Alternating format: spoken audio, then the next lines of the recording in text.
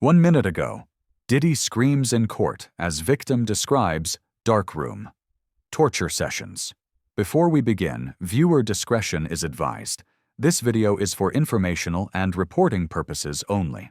The following content is based on verified court testimony and public legal records. In a packed federal courtroom in Manhattan, silence gave way to shock and composure collapsed into chaos. The courtroom witnessed one of its most emotionally explosive days yet, as Cassandra Cassie Ventura took the stand pregnant and resolute to deliver the testimony that would upend the tone of the entire trial. At approximately 10:14 a.m., Cassie began what prosecutors would later call a systematized breakdown of abuse. She was clear, composed, and brutal in detail. She called it the dark room. Step 1, she explained, was verbal. Descriptive foreplay, she said. She was allegedly instructed to narrate everything happening between her and a male escort, every gesture, every look, every breath. Diddy? She testified, listened closely, silent but commanding. A man directing not just actions but emotions, like he was producing an R-rated version of a music video. Step 2 escalated. This phase, she said, was where the baby oil came out. Not a casual accessory, an obsession. Court documents confirmed the shocking inventory over 1,000 bottles of baby oil and lubricant found at Diddy's properties during a federal raid. A number so large, one investigator remarked, it looked like a nightclub supply closet, not a personal collection. According to Cassie, re-oiling was constant. Every 5 minutes, she said. He wanted you glistening. Step 3, oral acts. This was the moment in her testimony when Diddy visibly flinched in court. His expression changed. His hands shook. A court observer noted that he leaned forward, stared blankly, then whispered something to his lawyer. It was the first sign of emotional unraveling from the music mogul. Cassie admitted she often rushed through this stage hoping to end the ordeal sooner. She claimed her compliance stemmed from love, from fear, from manipulation. She did not want Diddy to seek this experience elsewhere. She felt responsible for fulfilling his escalating desires. Then came step 4, the intercourse phase. Sometimes Diddy joined. Sometimes he watched. If he was especially comfortable with the escort, he would participate. In one of the trial's most disturbing revelations, Cassie claimed that after these encounters, she was forced to take the male escort's bodily fluid and rub it on Diddy's chest and nipples. In the courtroom, audible gasps broke out. A member of the gallery covered her mouth. Diddy's family left the room. The term man milk was even used aloud by one attorney, quoting the testimony, a moment of discomfort so jarring that the court briefly recessed to regain composure. But the horror deepened. Cassie detailed incidents where during these orchestrated events, she was allegedly urinated on by male escorts. When asked by prosecutors why she didn't resist, her answer was chilling. I was on the floor, allegedly intoxicated. 2 men standing over me. What was I going to do? She added that even during her monthly cycle, she was expected to participate. Blood on the linens, she said, was routine. Extra sheets were kept nearby. There was no opting out.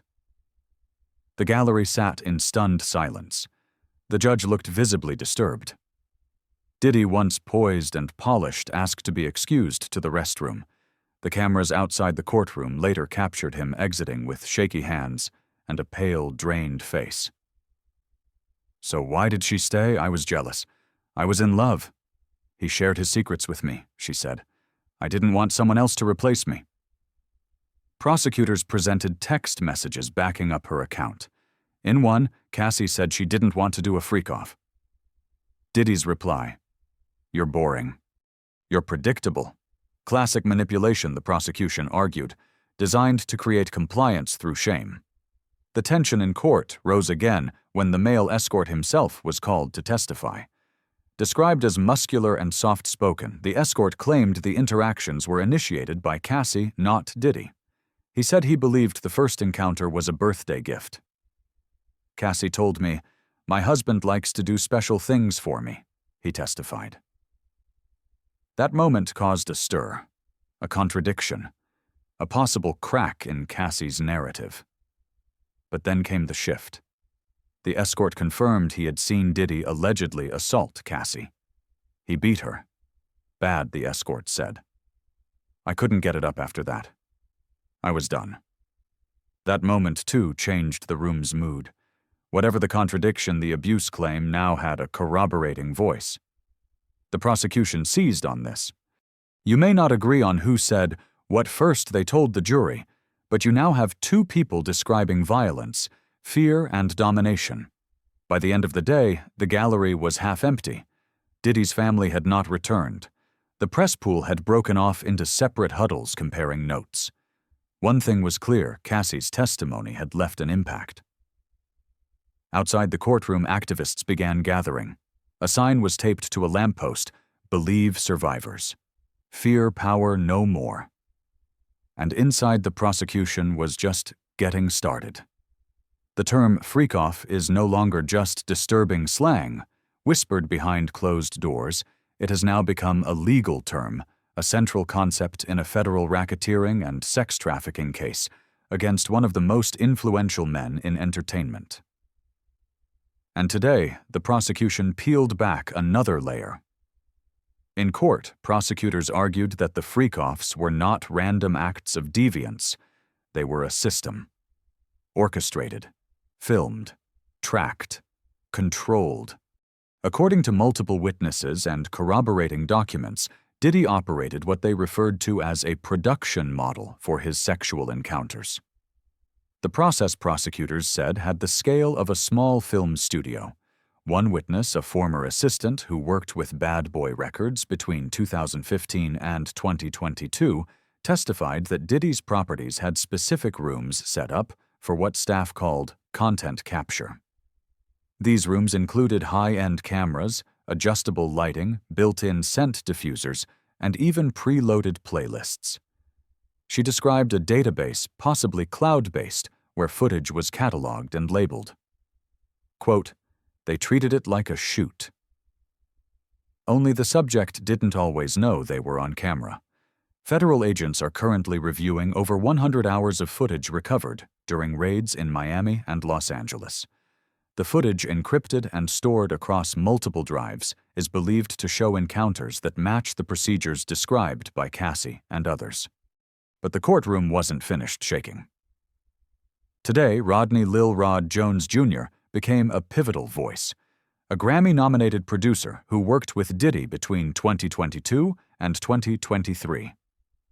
Lil Rod filed a 73-page lawsuit alleging drugging, sexual coercion, and non-payment. On the stand, he confirmed, "There were cameras in every main room. You couldn't miss them," he continued. "At first I thought it was paranoia, like artist security stuff. But then I realized it wasn't about safety. It was about leverage, control, blackmail in some cases." Lil Rod alleged that Diddy would show clips to associates, sometimes as threats, sometimes as invitations. Prosecutors supported this claim with screenshots from encrypted messaging apps in which Diddy allegedly said things like, "He won't talk. I got tape." If that wasn't shocking enough, new testimony from former hotel staffers and drivers began to paint the image of a mobile operation. Witnesses described private jets where substances were preloaded, escorts flown in under aliases, luggage with party kits labeled only by color. A federal IT consultant speaking under subpoena revealed that a series of burner phones linked to Diddy's security team were synced to a private server in New York. The metadata from those phones places them at more than a dozen freak-off, linked events, including locations in East Hampton, Beverly Hills, and Atlanta. Then came what some are calling the surveillance file. Described as a digital ledger, this file reportedly lists over 150 names. Some redacted, others recognizable. Prosecutors say it includes aliases, preferences, and videos linked to specific encounters. The courtroom was warned that the contents are explosive and highly sensitive. As of now, none of the names have been released to the public. Diddy's legal team pushed back hard. They argued that the footage was consensual, private, and unrelated to any criminal intent. His lead attorney, Mark Agnifilo, insisted that just because something is morally uncomfortable doesn't make it illegal. But prosecutors hit back with the underlying charge: coercion. They argued that many of these encounters involved intoxicated individuals. Others involved staff or artists under contract with Diddy's companies. One witness claimed she was told, "If you want your deal, smile for the camera." Outside the courtroom, the media frenzy surged. News vans packed the curb. Protesters now lined both sides of the street. Signs read, "Power is not consent," and record deals should not come with rape clauses. But the weight of the day's proceedings truly landed when a new witness took the stand, an LAPD officer who in 2016 responded to a domestic disturbance call at a luxury hotel. His name, Israel Flores. Back then, he wasn't yet an officer, he worked private security. On the night in question, he was dispatched to the 6th floor of the Intercontinental Hotel in Los Angeles. There he testified he saw Diddy and Cassie mid-argument. She said, "I want to leave." He said, "She's not going anywhere." Flores said he watched Diddy drag Cassie by the arm. She was crying. He was yelling. He noted a visible injury, what he described as a swollen purple eye. This incident matches the now viral hotel hallway footage, first aired by CNN. The footage showed Diddy kicking Cassie, dragging her, and slamming her into the floor. That video, prosecutors argued, is not just shocking. It's evidence of pattern of escalation of abuse masked by wealth. Defense attorneys attempted to discredit Flores, pointing out inconsistencies in his original incident report. But the video doesn't lie, and the court has it. With over 60 lawsuits now tied to Diddy, spanning back to 1991, and including over 100 alleged victims, some of them minors, the prosecution is building what one analyst called a RICO case for the digital age. The emotional weight in the courtroom is palpable. Even legal veterans admit they've never seen a trial unfold quite like this. As the federal trial against Sean Diddy Combs widens its center of gravity, continues to shift from individual testimony to a web of rituals, celebrity grooming, and alleged indoctrination that prosecutors now refer to as a lifestyle enterprise.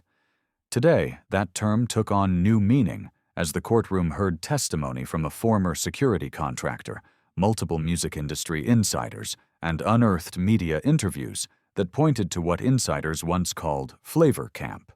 This wasn't a summer program. It was allegedly an unofficial exclusive environment where teenage artists, rising stars, and insiders were introduced to Diddy's inner world, a world of lavish parties, blurred boundaries, and what one witness called erotic conditioning.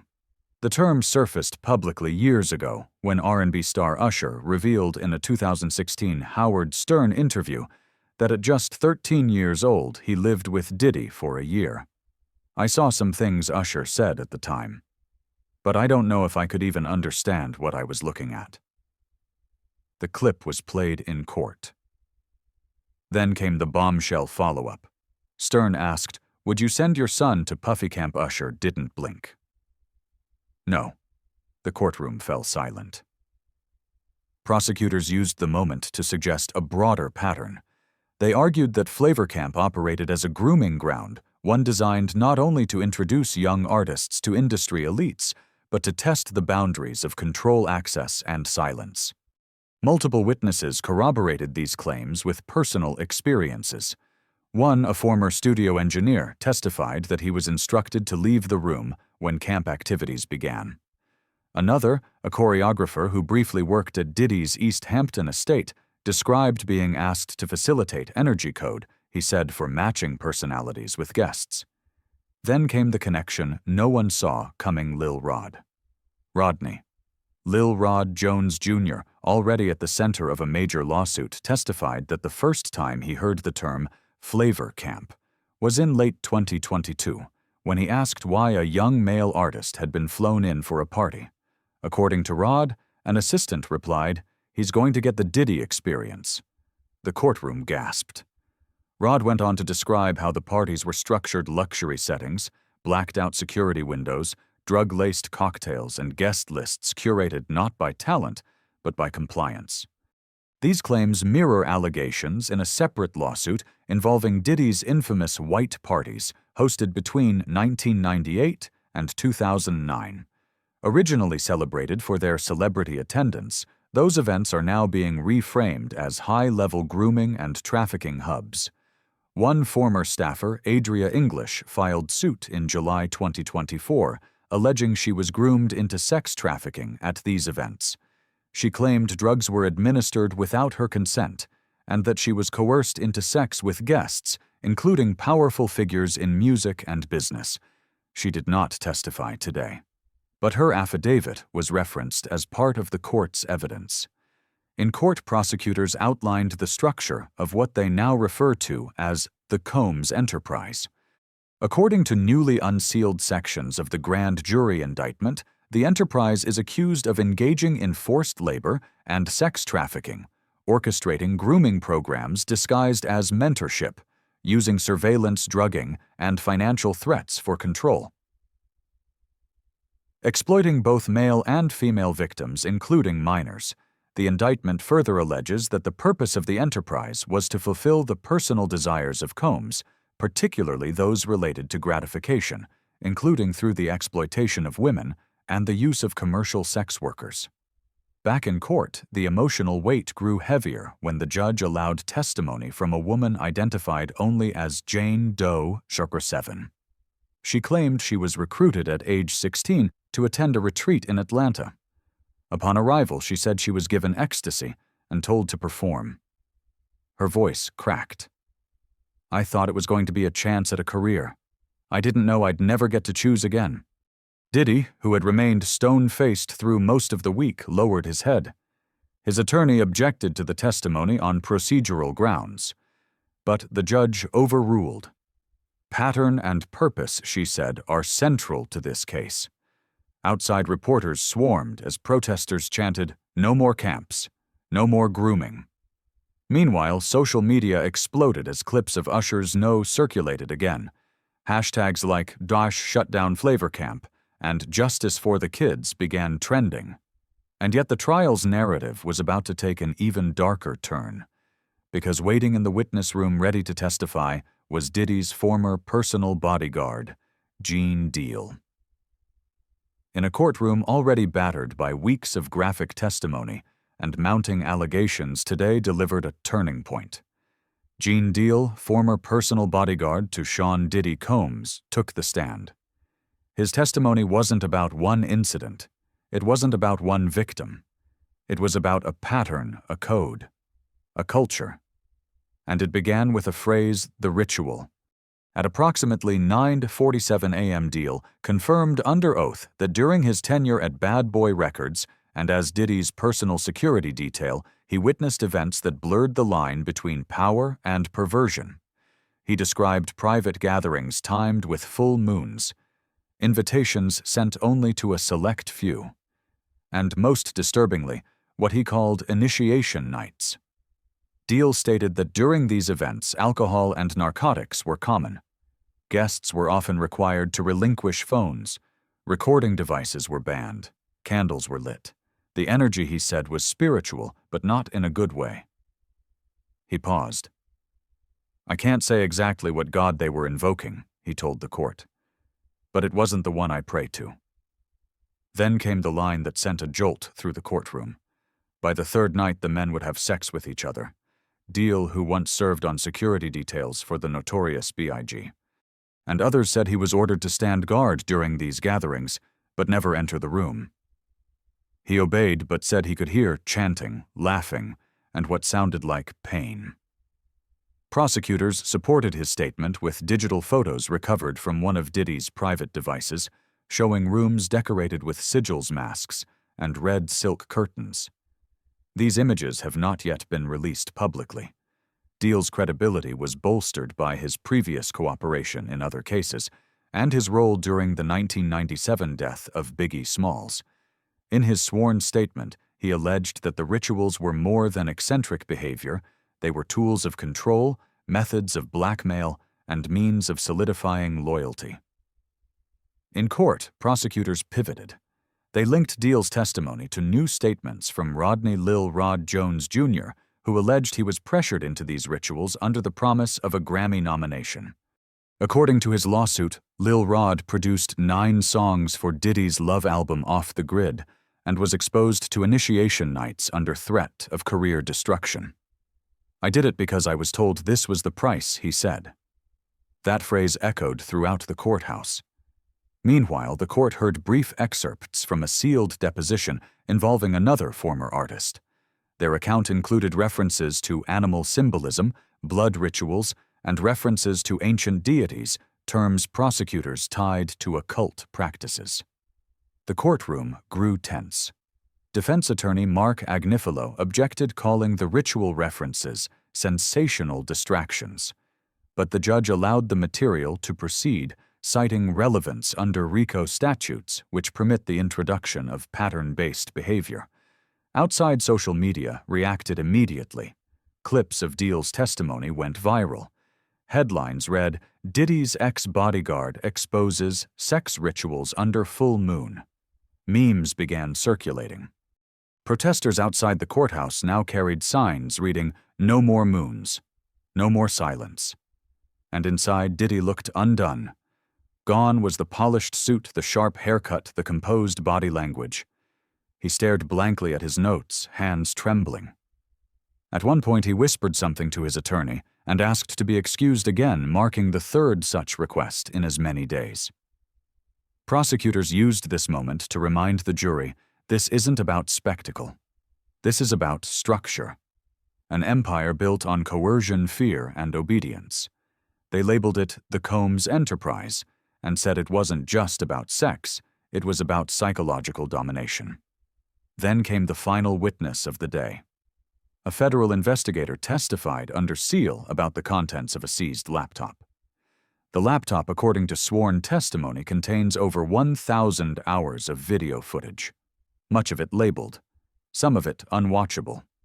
The room fell quiet as the agent recited just 3 of the file names: Cassie Training 03, Usher Retreat 04, Intro Day 1 Young Stars. The defense demanded a mistrial. The judge denied the request but ordered that the footage itself not be shown until its chain of custody is fully verified. Still, the message was clear. This case was no longer about what Diddy did in private. It was about what his empire was built to protect and what it was willing to sacrifice to stay intact. After months of sealed files, shocking footage, and stories too dark for headlines, the federal case against Sean Diddy Combs has reached its most defining moment. The walls of the Combs empire have crumbled. Today, the jury returned to the courtroom to hear the final slate of charges confirmed: racketeering conspiracy, sex trafficking coercion, and transportation for prostitution. Prosecutors submitted over 14 terabytes of digital evidence, more than 60 witness testimonies, and verified confessions from 3 former associates. But the most powerful evidence wasn't digital. It was human. And it came in the form of Cassandra Ventura Cassie. For weeks, her name had been the fulcrum of this case. Her story triggered the first lawsuit. Her courage opened the floodgates for over 100 victims. Her words challenged one of the most powerful men in entertainment. But today, she wasn't just a victim. She was a survivor and a witness to history. Cassie returned to court not to testify, but to watch. She entered silently. No cameras, no media statement. But when the court called the jury back to deliver its findings, her presence was unmistakable. The charges stuck. Diddy was formally indicted on all 5 federal counts. His attempt at securing bail was again denied. The judge cited overwhelming evidence, including attempts at witness tampering, destruction of surveillance data, and alleged bribe offers exceeding $2 million. According to court documents, Diddy's empire, once valued at nearly $900 million, has been frozen under federal asset forfeiture laws. His Miami mansion, private jets, and multiple music catalogs are under seizure orders. Endorsements with Cyrock Apple Music and various luxury fashion houses have all been terminated. And the final blow, Howard University revoked his honorary doctorate. New York City rescinded the key to the city once awarded for his contributions to culture. Brands pulled merchandise. Artists deleted old posts. The silence was loud and complete. But amid the chaos, Cassie spoke briefly for the first time. Standing outside the courthouse, surrounded by survivors, her lawyer read a single sentence. "Power may intimidate, but truth when spoken dismantles it." Behind her stood Lil Rod, visibly emotional. Next to him, Adria English. And further back, a quiet line of women and men, former assistants, house staff dancers, interns, all of whom had once been invisible. Now they were seen. The media swarmed. Microphones stretched forward. But Cassie didn't answer questions. She held hands with a fellow survivor and walked away. Later that evening, social media erupted again, but this time not in outrage, in resolve. "We heard Cassie. Courtroom. The empire fell." No more flavor camps. The hashtags trended globally. Celebrities who had once stayed silent posted cryptic acknowledgments. Some apologized. Others pledged donations to survivor support organizations. But none could undo the damage, nor erase the years of complicity. Meanwhile, Usher, who had once whispered discomfort, now spoke clearly. In a statement released through his team, he said, "I was a child. What I saw, I couldn't explain. But I know now it was wrong. And I stand with everyone who is finding their voice today." In federal prison, Diddy is now housed under a 23-hour lockdown protocol reserved for high-risk detainees. His attorneys are preparing for appeals. But legal analysts say the odds are slim. Too much evidence, too much pattern, too much damage. This case was never just about sex. It was about control. It was about institutions built to protect celebrity over humanity. It was about the silence that lives in luxury until someone dares to break it. And in the end, that someone was a woman who once just wanted love. Cassie didn't just speak. She exposed. She didn't just survive. She ignited. And as the final gavel came down in a Manhattan courtroom, the culture that protected abusers for decades cracked. Because the Combs empire didn't fall from scandal. It fell from truth. And the voice that refused to break became the one that shattered it all.